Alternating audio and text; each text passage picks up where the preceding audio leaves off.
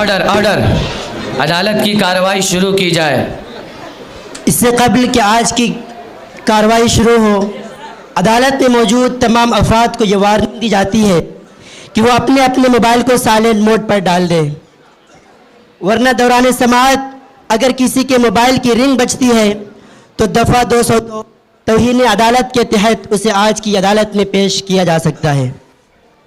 हुजूर वाला, आज का मुकदमा बहुत ही ख़ास और अहम है, जिसे समाअत करने के लिए गोंडी के तमाम लोग हाजिर हैं, जिसमें बच्चों से लेकर ख़वातीन भी शिद्दत के साथ आज के मुकदमे के फैसले की मुंतज़िर हैं। मुल्जिम नंबर 1 को हाजिर किया जाए। मुल्जिम नंबर 1 हाजिर हो। इन पर कौन कौन से इल्ज़ामात है?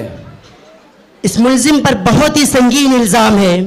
ये रातों दिन मोबाइल में लगे रहता है, कभी तो दिखाने के लिए कि मेरे पास मोबाइल है और कभी जताने के लिए बार बार गेम खेलता रहता है। क्या तुम्हें अपनी सफाई में कुछ कहना है?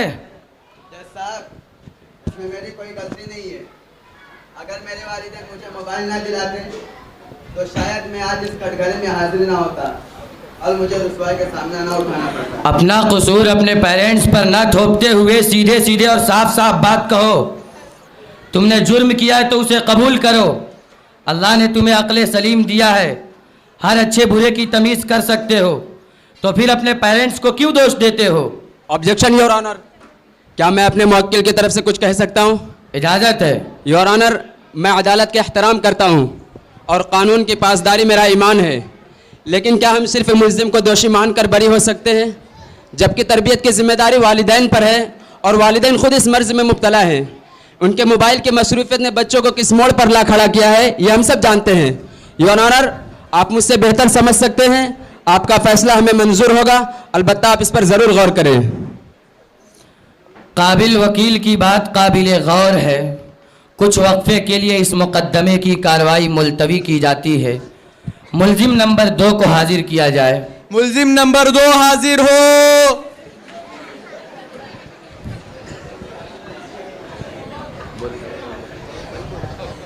जज साहब, इस मुल्जिम पर भी संगीन इल्ज़ाम है। ये मुल्जिम अपनी पढ़ाई और काम में कम और मोबाइल में ज़्यादा मशगूल रहता है। हर वक्त इसके कान में एयरफोन लगा रहता है, या तो गाने सुनते रहता है या कव्वाली। अगर कभी किसी से बात भी करना हो तो एयरफोन और ब्लूटूथ के ज़रिए ही बात करता है। अगर इसे दूर से देखा जाए तो पागलों की शबीह नज़र आती है, गोया कि कोई आपस में बड़बड़ाता हुआ नज़र आता है। जैसा भी सरासर झूठ है, झूठ। वकील वह कहता हम पढ़ाई लिखाई नहीं करता है, अभी बिहार यूनिवर्सिटी से 9वीं फेल किया है, और तो जैसा ऐसे जब तक बेगर जुबानी याद है। और वकील वह कहता है कि मोबाइल चलाता है। आजकल तो मोबाइल ही का जमाना बा, मोबाइल ही का जमाना। अच्छा, चोरी तो चोरी, ऊपर से सीना जोरी, जबकि आपका जुर्म भी नाकाबिले माफ़ी है। क्या इसकी तरफ से पैरवी के लिए कोई वकील है? जी जज साहब, सरकारी वकील का तकर्रुर किया गया है, इसलिए कि जब हमने इनसे अपने वकील के बारे में बात करने की कोशिश की तो इसने दोबारा एयरफोन अपने कानों में लगा लिया, जिससे मुझे शक होने लगा कि शायद ये वाकई पागल है। ऑब्जेक्शन योर ऑनर, मेरे मुल्जिम का जुर्म इतना भी संगीन नहीं कि उस पर कोई दिफा लगाई जाए। ऑर्डर ऑर्डर, मुल्जिम का जुर्म वाकई संगीन तरीन है, इस पर भी दफा लगाई जाएगी ताकि आइंदा एहतियात करे। मुल्जिम नंबर 3 को हाजिर किया जाए। मुल्जिम नंबर 3 हाजिर हो। मिलॉर्ड, ये मुल्जिम बहुत बड़े जुर्म का शिकार है, हमेशा व्हाट्सएप में लगा रहता है। इसकी बीवी इससे परेशान रहती है। काम न काज का दुश्मन अनाज का, ऐसा इसकी बीवी कहती है। दोनों में खलफशार मचा रहता है। इसकी बीवी कहती है कि तुमने मोबाइल की जगह मुझसे क्यों शादी कर ली, और ये कहता है कि मुझसे गलती हो गई। उस वक्त 3310 था, अगर स्मार्टफोन का ज़माना होता तो शायद कि तुमसे शादी ना करता। उस बेचारी का तो घर टूटकर बिखर गया, इसे कोई परवाह नहीं। ये तो इंतहाई संगीन जुर्म है। क्या तुम्हें अपनी सफाई में कुछ कहना है? जी हुजूर, मुझे अपना जुर्म कबूल है, इसलिए मुझे कोई अपना वकील पेश नहीं करना। जो आप फैसला सुनाएंगे मुझे मंजूर है, बस आपसे एक रिक्वेस्ट है। वो क्या है? मुझे जेल भेजने से पहले मोबाइल बनाने का, रिपेयरिंग करने का मौका फराहम करें, ताकि मुझे जेल में किसी भी किस्म की परेशानी ना हो। अरे थोड़ा सब्र कर लो, इतनी भी क्या जल्दी है, हम तुम्हारी ख्वाहिश जरूर पूरी करेंगे। मुलजिम नंबर 4 को पेश किया जाए। मुलजिम नंबर 4 हाजिर हो।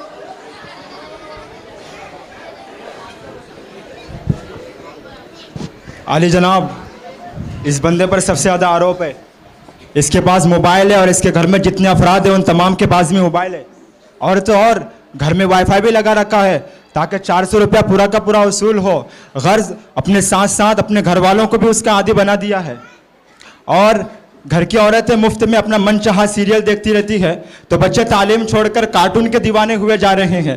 और नौजवान व्हाट्सएप में लगे पड़े हैं, बल्कि व्हाट्सएप पढ़ने से ज़्यादा कॉपी पेस्ट या पोस्ट करने पर ज़्यादा यकीन रखते हैं। अगर उनके पास भूले से मोबाइल के नुकसानात वाले पोस्ट आ जाते हैं तो ये सोच कर समझ कर पोस्ट करते हैं कि मेरा भाई मुझसे ज़्यादा मुस्तहिक है। और आले जनाब, घर के बूढ़े लोग भी किसी से कम नहीं है। अपनी भोली बिसरी यादों को देखने और सुनने के बहाने से गानों से लुत्फ अंदोज होते हैं, गानों से। और अगर घर वाले किसी मौका पर शादी में चले गए तो मौका गनीमत समझकर पुरानी पिक्चर भी देख डालते हैं। मैं इस बात को साबित करने के लिए एक गवाह को पेश करना चाहता हूं। आली जनाब, इजाजत? इजाजत है। जी जज साहब, मेरे पेरेंट्स मोबाइल में इतना लगे रहते हैं कि कभी कभी मुझे शक होने लगता है कि उन्होंने मुझे भी किसी ऐप से डाउनलोड किया है। तो मैंने कौन सा गलती किया जज साहब? 400 रुपए दिए तो उसको वसूल भी तो करना पड़ेगा, ताकि वाईफाई है वाईफाई। अनकरीब इसका भी फैसला सुनाया जाएगा। मुलजिम नंबर 5 को पेश किया जाए। मुलजिम नंबर 5 हाजिर हो।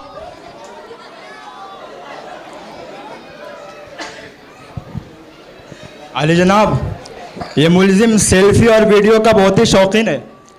चाहे कोई परेशानी में हो, चाहे कोई तकलीफ में हो, वो उनकी मदद करने के बजाय सेल्फी निकालना शुरू कर देता है, वीडियो लेना शुरू कर देता है। इसी तरह हर कस नाकस के साथ सेल्फी लेता रहता है। इसी पर बस नहीं, बल्कि उन्हें फेसबुक, व्हाट्सएप पर अपलोड करके वक्तन फवक्तन लाइक और कमेंट करने वालों को देखता रहता है। जज साहब, मैं इस बात को साबित करने के लिए एक ऐसा गवाह पेश करना चाहता हूं जो इस मुकदमे की गवाही के लिए बहुत ही बेचैन और बेकरार है। जज साहब, इजाजत? इजाजत। जी जज साहब, यही बंदा है जो मुझे बार बार कहते रहता है कि आज इतने लोगों ने मेरे पोस्ट को लाइक किया, इतने लोगों ने शेयर किया और इतने लोगों ने कमेंट किया। जज साहब, ये सरासर झूठ है, झूठ। मैं तो मीडिया का काम आसान कर देता हूँ, इसमें कौन सा झूठ है? वाईफाई की वजह से इतने बड़े बड़े जुर्म हो रहे हैं और पुलिस क्या कर रही है? इन सबको अदालत में क्यों हाजिर नहीं किया गया? दरअसल जनाब, लॉ एंड ऑर्डर का ख़तरा होने के सबब ऐसा नहीं किया गया। लेकिन मैं आपकी मालूमात के लिए अर्ज़ कर दूं कि आप अगर ज़रा गौर से देखें तो वो सब कमरे अदालत में मौजूद है और अभी भी वो किसी न किसी बहाने से मोबाइल में लगे हुए हैं। और इस मुलजिम के घर की ख़वातीन और बच्चे भी इस मुकदमे की समाअत के लिए आए हुए हैं। लेकिन अफसोस कि इन लोगों के हाथों से अभी भी मोबाइल नहीं छूट रहा। तो हुजूर वाला, इन सब को कैसे हाजिर किया जाता? लेकिन हम भी किसी से कम नहीं। हमने इन सब को एक प्रोग्राम के बहाने जमा कर लिया ताकि ये सारे हजरात मोबाइल की संगीनी का अंदाज़ा लगा लें और संभल जाए। Order, order. तमाम बयानात और गवाहों की गवाही सुनने के बाद अदालत इस नतीजे पर पहुंची है कि तमाम मुजरिमों के इल्ज़ामात साबित हो गए और तमाम मुलजिमीन को संगीन जुर्म की वजह से दफ़ा 203 के तहत 2 साल तक बग़ैर मोबाइल के रहने की सज़ाए बामशक्क़त सुनाती है, ताकि इस बेतुकी आदत से छुटकारा पाया जा सके। और कमरे अदालत में मौजूद हर उम्र और स्टेट्स वालों को ये सलाह देती है कि मोबाइल एक ज़रूरत है और उसे ज़रूरत ही पर इस्तेमाल किया जाए। ज़िंदगी का हिस्सा बनाकर वक्त को बर्बाद न किया जाए।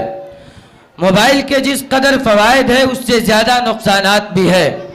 लिहाजा अदालत ये सलाह देती है कि मोबाइल से कुछ वक्त के लिए दूर रहकर देखो तो सुकून ही सुकून मुयस्सर होगा।